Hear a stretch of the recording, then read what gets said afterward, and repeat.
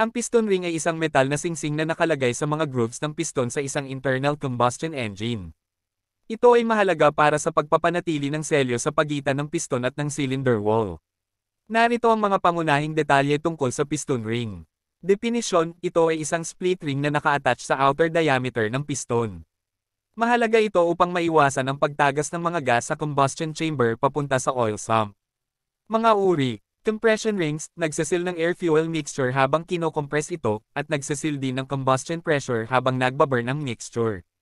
Oil control rings, kinokontrol ang dami ng langis sa cylinder wall at ibinabalik ito sa oil pan.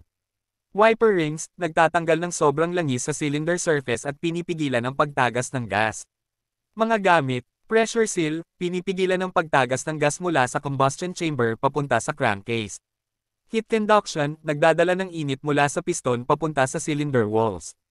Oil flow control, kinokontrol ang pagdaloy ng langis sa skirt at rings.